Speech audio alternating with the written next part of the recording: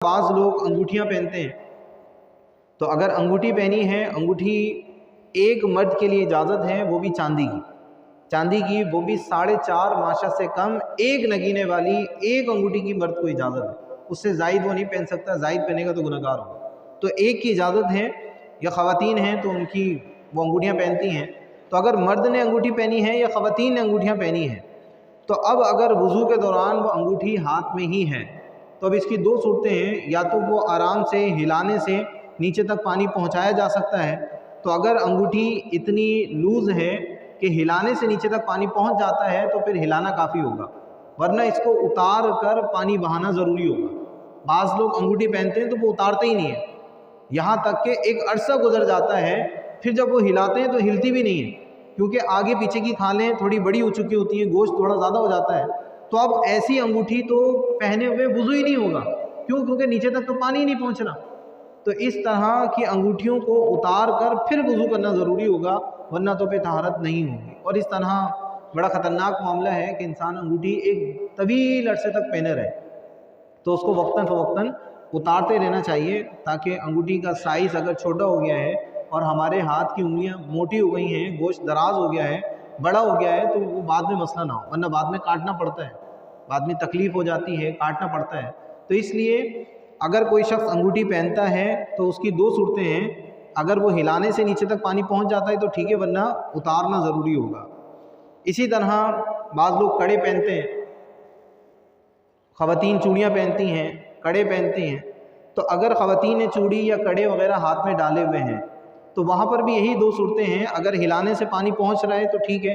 اگر ہلانے سے پانی نہیں پہنچ رہا تو پھر اتارنا ضروری ہے۔ اگر نہیں اتاریں گے، وہ ٹائٹ ہیں، جیسے بعض کڑے ٹائٹ ہو جاتے ہیں، یا بعض چین ٹائٹ پہن لیتے ہیں، یا کوئی ایسی چیز باندھ لی ہے، تو اگر کوئی ٹائٹ چیز ہاتھ میں باندھی ہوئی ہے، چاہے مرد نے باندھی ہو یا عورت نے باندھی ہو،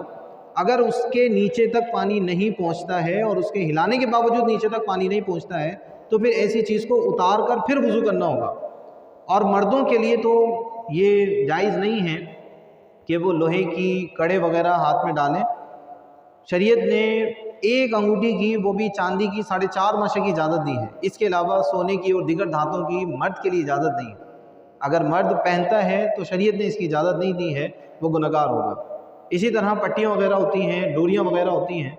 تو یہ بھی عموماً وہ لوگ پہنتے ہیں جیسے لڑکے وغیرہ ہوتے ہیں، تو اس کو نام دیا جائے لفنگے وغیرہ، اس طرح کی وہ شوقیہ وہ پہنتے ہیں۔ اگر کسی نے کسی درد کی وجہ سے پہنی ہے تو وہ ایک الگ چیز ہے، اور وہ اس طرح کی بھڑکیلی اور عجیب و غریب نہیں ہوتی، اور وہ بھی دیکھیں کہ وہ دی کس نے ہے، وہ دی کس نے ہے۔ اگر واقعی طور پر قابل اعتماد شخص ہے اور اس نے درد کی وجہ سے دی ہے تو پھر اس کو پہن سکتے ہیں، اور اس کے لیے بھی کوئی لمٹ ہوتی ہے کہ وہ پوچھ لے بھائی کتنی لمٹ تک پہنے، تو اس کے بعد پھر اس کو بھی اتار دیا جائے اور ہاتھ بالکل صاف رکھے جائیں، سیدھے رکھے جائیں۔ تو ڈوریاں اسی طرح پلاسٹک وغیرہ پتہ نہیں کیا کیا چیزیں باندھ لیتے ہیں، تو ہاتھوں کو بالکل کلیئر رکھنا چاہیے کہ شریعت کو یہ محبوب نہیں ہے۔ شریعت نے زینت کی جو چیزیں مرد کو دی ہیں تو وہ صرف استعمال کرے، اس کے علاوہ استعمال کرنے کی اجازت نہیں ہے۔ تو ہاتھ ناخنوں سے لے کر کونیوں سمیت یہ پورے دھونے لازم ہیں، اس میں اگر ذرہ برابر بھی کوئی جگہ خشک ہو گئی تو وضو نہیں ہوگا۔ بعض لوگ ایسے بھی ہوتے ہیں جن کی ہاتھ کی ایک انگلی کی جگہ دوسری انگلی نکل آتی ہے، مطلب 5 انگلیاں ہوتی ہیں، نارملی 6 انگلیاں آ جاتی ہیں، تو جس مرد کی 6 انگلیاں ہیں یا جس عورت کی 6 انگلیاں ہیں، جس کے ہاتھ میں بھی 6 انگلیاں ہیں، تو اس کو 6 کی 6 انگلیاں دھونی ہوں گی، 6 کی 6 انگلیاں اس کو دھونی ہوں گی، پھر 5 اس کو دھونی نہیں ہیں، 6 انگلیاں اس کو دھونی لازم ہے۔ بعض ایسے بھی احباب آپ کو ملتے ہیں کہ جس کے ایک ہاتھ میں سے دوسرا ہاتھ بھی نکلا ہوتا ہے، یعنی ایک بازو میں سے دو ہاتھ نکلے ہوتے ہیں، تو اگر 2 ہاتھ کسی کے اس طرح نکلے ہوئے ہیں تو بعض کچھ دراز ہوتا ہے، بعض چھوٹا سا ہوتا ہے، تو اس میں اعتبار بڑے ہاتھ کا ہوگا، جو مکمل ہاتھ ہے اس کا اعتبار ہوگا، اس کو پھر دھونا ہوگا، اس کو دھونا لازم ہے، جو ایکسٹرا ہے اس کو دھونا لازم نہیں ہے۔ ہاں اگر وہ کونیوں سمیت، یعنی ناخن کی ابتدا سے لے کر کونیوں سمیت اس دائرے میں اگر وہ آتا ہے تو اس کا جو حصہ ہمارے دھونے کے حصے میں آتا ہے اس حصے کو دھونا ہوگا، کیونکہ وہ وضو کی جگہ پر ہے، لیکن اس سے اوپر ہے اور نیچے نہیں ہے تو اس کو دھونا ضروری نہیں ہے، صرف اپنا مکمل ہاتھ دھو لیں وہ کافی ہے۔ لیکن اگر कोहनियों समेत दायरे के अंदर वो आता है,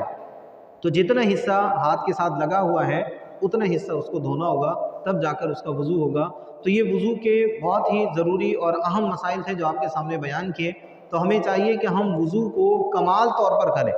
चेहरे की एहतियातें आपके सामने बयान की, बाल हैं या नहीं हैं उस हवाले से भी आपके सामने बयान किया, हाथों के कुछ मसाइल आपके सामने बयान किए। तो अगर हम बड़ी एहतियात के साथ वज़ू करते हैं तो हमारा वज़ू कामिल वज़ू कहलाएगा।